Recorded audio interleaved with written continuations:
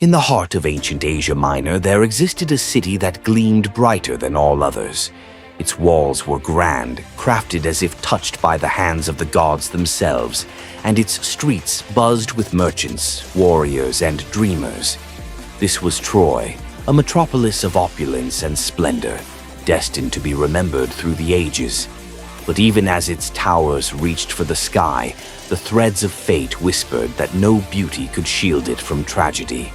King Priam ruled over this city with wisdom, alongside his queen, Hecuba. They already had a son, Hector, strong and valiant, and Hecuba was carrying another child. On the eve of his birth, a haunting vision plagued the queen in her sleep. The city engulfed in flames, its people lost to fire and chaos. Desperate, Priam sought guidance from the Oracle of Delphi, who delivered a chilling prophecy. The second child would bring ruin to Troy. Determined to defy fate, Priam made a grim decision. When the baby was born, healthy and radiant, he commanded that the child be sacrificed. Hecuba, in her anguish, tried to protect him.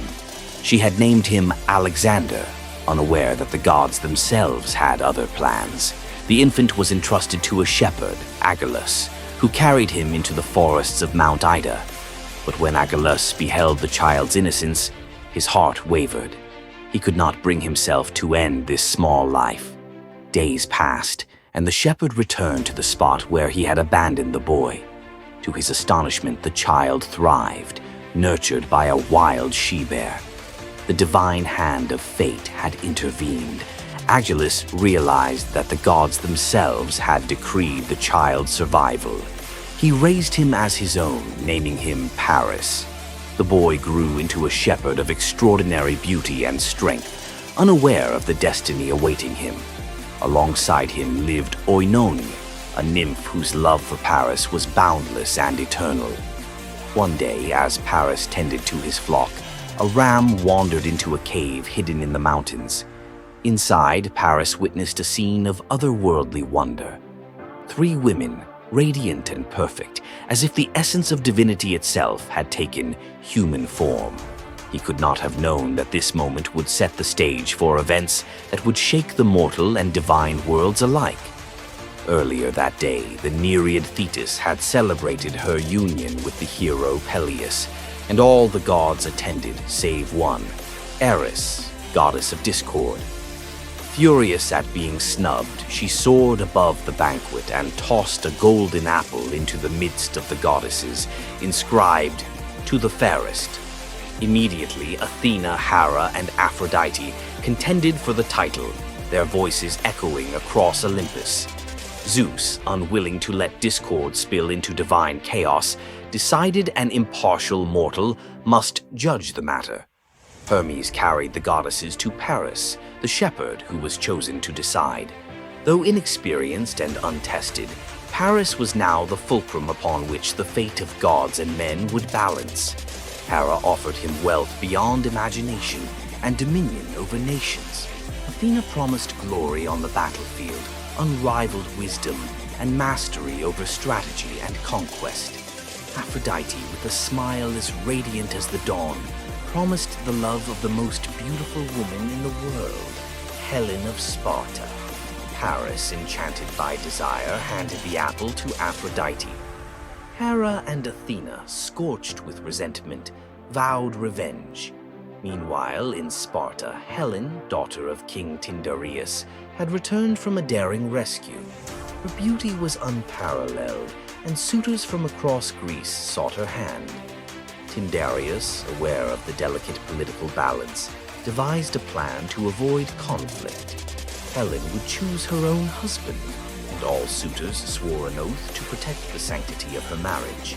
Helen's choice fell upon Menelaus, brother of Agamemnon, ensuring powerful protection. With their union, Sparta enjoyed a time of harmony, and the couple's daughter Hermione was born.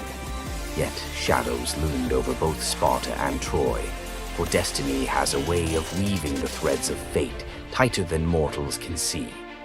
Back in Troy, Priam's household was bustling with children.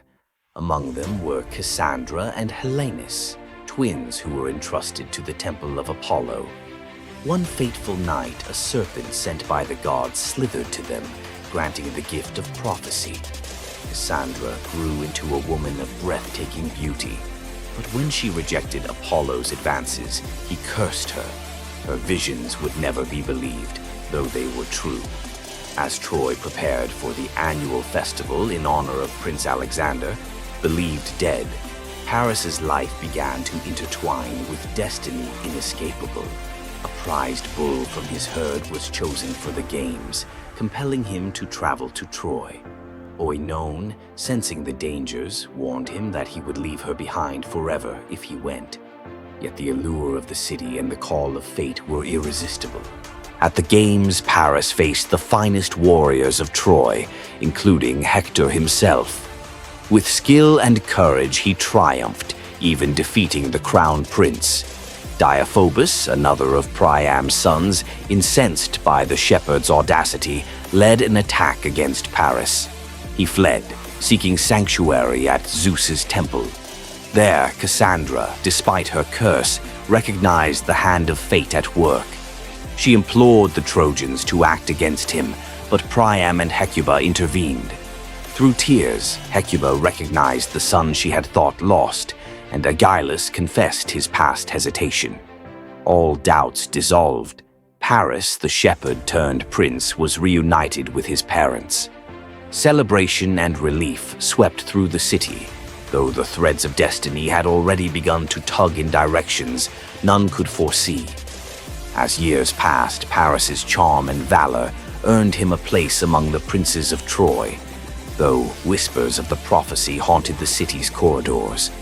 Across the sea in Sparta, Helen's beauty and grace continued to captivate every nobleman. Yet, her heart remained untouched, unaware that the seeds of war were already sown. Then came the fateful meeting. Paris, guided by Aphrodite's promise, traveled to Sparta. Their encounter was electric, their gazes locked, and in that moment the will of the gods intertwined with mortal desire.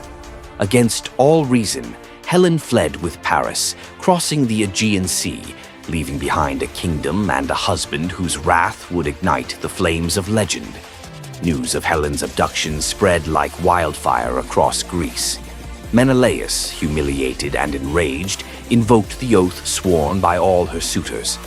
From every corner of the Hellenic world, warriors, kings, and heroes gathered, united by a cause as much divine as mortal. Agamemnon, king of Mycenae, took the helm, assembling a fleet and an army unmatched in skill and courage. Back in Troy, Priam and Hecuba wrestled with pride and fear. Though Paris had returned, he had brought with him the spark that would light the conflagration.